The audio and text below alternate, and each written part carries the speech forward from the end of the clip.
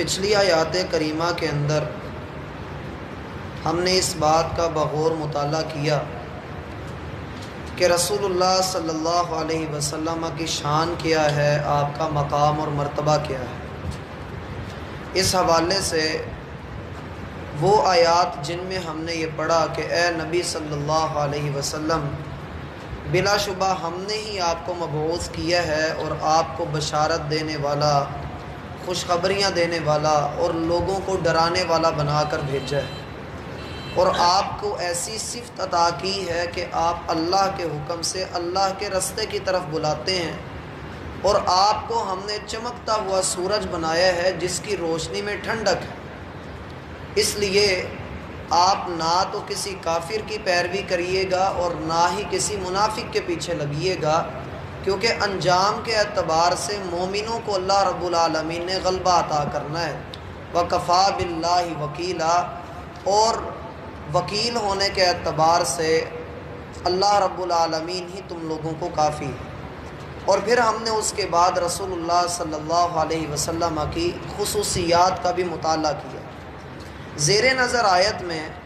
اللہ سبحانہ و تعالی نے سزا کا ذکر کیا ہے ان لوگوں کے متعلق جو اللہ اور اس کے رسول کو تکلیف دیتے ہیں۔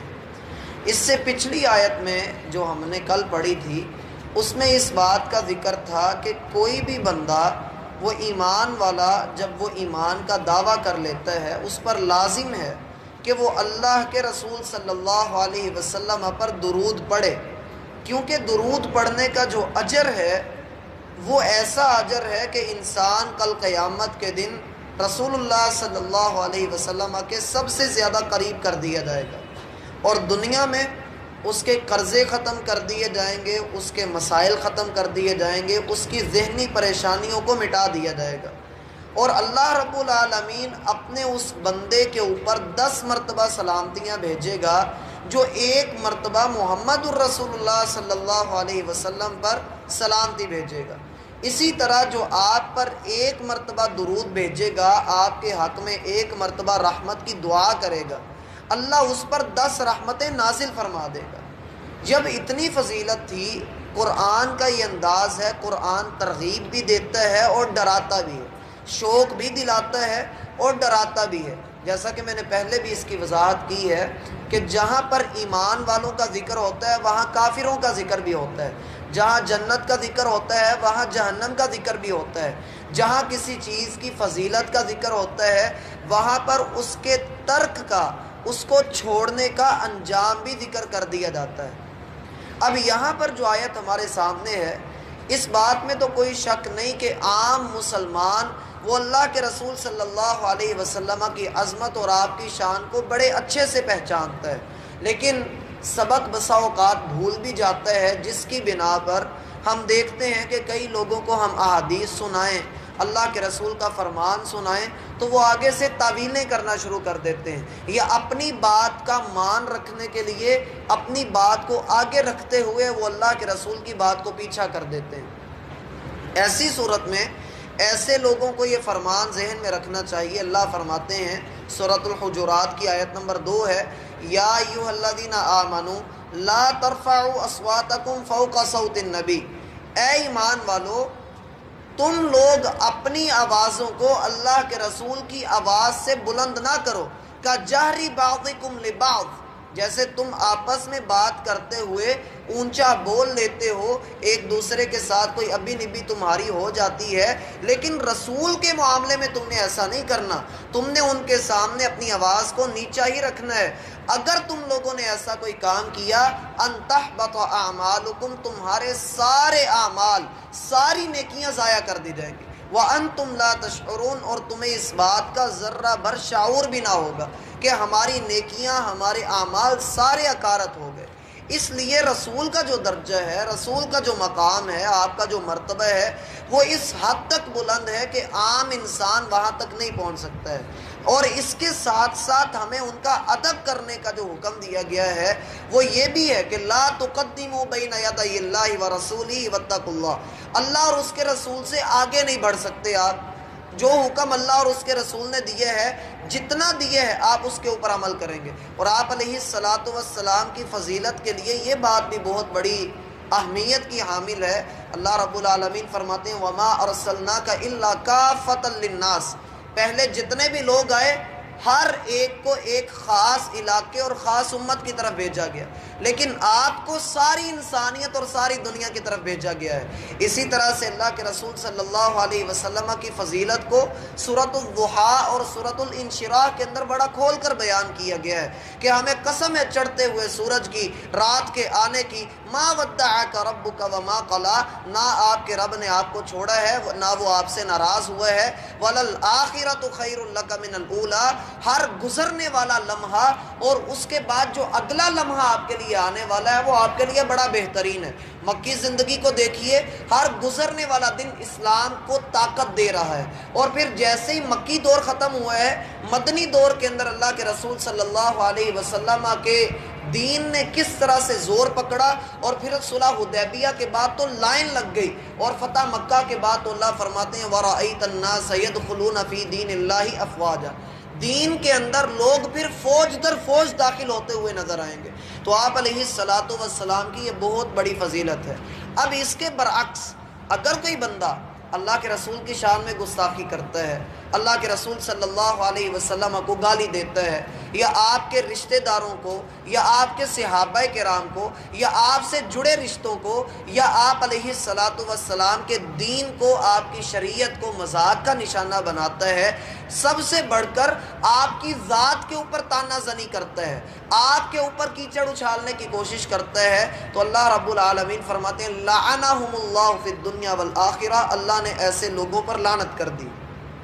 دنیا میں بھی اور آخرت میں بھی۔ سب سے پہلی بات تو اس آیت کے اندر سمجھنے کی ہے کہ اللہ کو ایذا دینا، اللہ کو تکلیف دینے کا کیا معنی ہے، جبکہ اللہ رب العالمین کو تو کوئی کچھ بھی نہیں کہہ سکتا، اللہ رب العالمین تو کوئی نقصان نہیں دے سکتا، تو پھر یہاں پر اللہ رب العالمین نے یہ الفاظ استعمال فرمائے تو ان کا معنی کیا ہے؟ ان کا معنی در حقیقت یہ ہے، سورۃ الزمر کے اندر اللہ رب العالمین ارشاد فرماتے ہیں ان تشکروا یرضہ لکم، اگر تم اللہ کا شکر ادا کرو گے تو اللہ تم سے راضی ہوگا، ولا یرضی لعبادہ الکفر، اللہ اپنے بندوں کی نافرمانی سے، اللہ اپنے بندوں کی بغاوت سے خوش نہیں ہوتا۔ گویا کہ اللہ رب العالمین کو اس بات پر دکھ ہے، اس بات پر اللہ رب العالمین کو تکلیف پہنچتی ہے کہ بندہ اللہ کی نافرمانی کرے۔ تکلیف پہنچنے کا مطلب یہ ہے کہ اللہ اس سے راضی نہیں ہوتا، اللہ اپنے بندے کے ان کاموں سے راضی نہیں ہوتا۔ اللہ کے حرام کردہ کاموں کا ارتکاب کرنا اللہ کو تکلیف دینا ہے، کہ گویا بندہ کھا بھی رہا ہے اللہ کا، پی بھی اللہ کا رہا ہے، پہن بھی اللہ کا رہا ہے، اور نافرمانی بھی پھر اللہ ہی کی کر رہا ہے۔ تو ایسی صورت میں اللہ رب العالمین کو تکلیف دینے کا معنی یہ کیا جائے گا، جیسے کہ ایک روایت بڑی مشہور ہے کہ قیامت والے دن اللہ رب العالمین ایک بندے کو بلائیں گے اور اس سے کہیں گے میں نے تجھ سے پانی مانگا تھا، تو نے مجھے پانی نہیں پلایا۔ وہ آگے سے کہے گا اللہ تو سب کو پانی پلاتا ہے، تو مجھ سے کیسے پانی مانگ سکتا ہے؟ تو اللہ اسے فرمائیں گے میں فلاں بندہ تھا، وہ تیرے پاس آیا تھا، اس نے تجھ سے پانی مانگا، لیکن تم نے اسے جو ہے وہ پانی نہیں دیا، تو ایسی صورت میں تم نے وہ مجھے ہی پانی پلانے سے انکار کر دیا تھا۔ تو اصل چیز یہ ہے کہ بندہ اللہ کے حرام کردہ کاموں کا جب ارتکاب کرتا ہے تو یہ اللہ رب العالمین کو ایذا دینے کے معنوں میں آتا ہے۔ دوسرا اس کا معنی یہ ہے، حدیث قدسی ہے، اللہ رب العالمین فرماتے ہیں یؤذینی ابن آدم، ابن آدم مجھے تکلیف دیتا ہے، یسب الدہر، وہ زمانے کو گالی دیتا ہے، وانا الدہر، حالانکہ زمانہ میں ہوں، اقلب اللیل والنہار، دن اور رات کو چلانے والا میں ہوں، وقت کو چلانے والا میں ہوں، تو ابن آدم مجھے ہی تکلیف دیتا ہے اور زمانے کو برا بھلا کہتا ہے۔ تو اللہ رب العالمین کو تکلیف دینے کا معنی یہاں پر یہ ہے۔ بعض علماء کرام نے یہاں پر یہ معنی کیا، جیسا کہ صحیح حدیث کے اندر موجود ہے، رسول اللہ صلی اللہ علیہ وسلم فرماتے ہیں لوگوں مجھے تکلیف نہ دو، جو مجھے تکلیف دے گا گویا وہ اللہ کو تکلیف دے رہا ہے۔ تو یہاں پر بعض علماء کرام کہتے ہیں کہ اصل میں بات اللہ کے رسول کی جا رہی ہے، اور بتایا یہ جا رہا ہے کہ جس کسی نے رسول کی شان میں گستاخی کی، آپ کی بے ادبی کی، آپ کی شان میں ہرزہ سرائی کی، یا آپ کے دین کو برا بھلا کہا، تو اسے سمجھ لینا چاہیے کہ در حقیقت وہ اللہ کے غضب کو دعوت دے رہا ہے۔ لعنہم اللہ فی الدنیا والآخرہ، اللہ نے ان کے اوپر دنیا اور آخرت میں لعنت کر دی۔ اب اس میں بہت سارے اختلافات کھڑے کر دیے جاتے ہیں. جی آیا گستاخ رسول کو معاف کر دینا چاہیے یا اسے قتل کر دینا چاہیے؟ اور اگر وہ غیر مسلم ہو، اس کو پتہ نہیں تھا، تو کیا اس کو بھی معاف کر دینا چاہیے یا اس کو بھی قتل کر دینا چاہیے؟ تو بھائی بات صرف اتنی ہے کہ ہم اور اللہ کے رسول صلی اللہ علیہ وسلم یہ آپس میں برابر نہیں. آپ کا مقام بہت اونچا ہے اور ہم رہے آپ علیہ الصلاۃ والسلام کے قدموں کی خاک کے برابر بھی نہیں. اور آپ علیہ الصلاۃ والسلام کی شان میں کوئی بھی گستاخی کرتا ہے، خواہ وہ مسلمان ہے خواہ وہ غیر مسلم ہے، سارے مکاتب فکر، سارے، چاہے وہ سنی ہیں، چاہے وہ بریلوی ہیں، دیوبندی ہیں، اہل الحدیث ہیں، وہابی ہیں، کوئی بھی سارے کے سارے اس بات پر متفق ہیں کہ وہ خواہ مسلمان ہے خواہ غیر مسلم ہے، اسے قتل کیا جائے گا. دلیل کیا ہے؟ ایک تو یہ والی آیت ہے جس پر علماء کرام کا اجماع ہے. اس کا معنی یہاں پر اللہ رب العالمین کا یہ کہنا کہ لعنہم اللہ فی الدنیا والآخرہ، ان کے اوپر اللہ کی لعنت ہے دنیا میں بھی اور آخرت میں بھی. وَأَعَدَّ لَهُمْ عَذَابًا مُهِينًا، اور اللہ نے ان کے لیے رسوا کرنے والا، ذلت والا عذاب تیار کر کے رکھا ہے. تو ذلت والے عذاب سے مراد دنیا میں وہ یہ ہے کہ ان کو قتل کر دیا جائے گا، اور آخرت میں اللہ رب العالمین ان کو رسوائی والا عذاب دے گا. پھر اس کے بارے میں احادیث بھی موجود ہیں، جیسے کہ ایک غیر مسلم ہی تھا، کعب بن اشرف، یہودیوں کا سردار تھا. اللہ کے رسول صلی اللہ علیہ وسلم نے کہا من لکعب بن اشرف فَإِنَّهُ قَدْ آذَى اللَّهَ وَرَسُولَهُ، کعب بن اشرف کا سر کون کاٹے گا کہ اس نے اللہ اور اس کے رسول کی شان میں گستاخی کی ہے؟ تو سیدنا محمد بن مسلمہ انہوں نے کہا کہ اللہ کے رسول میں اس کا سر کاٹوں گا، اور پھر جا کر وہ اس کا سر کاٹ کر لائے. پھر اس میں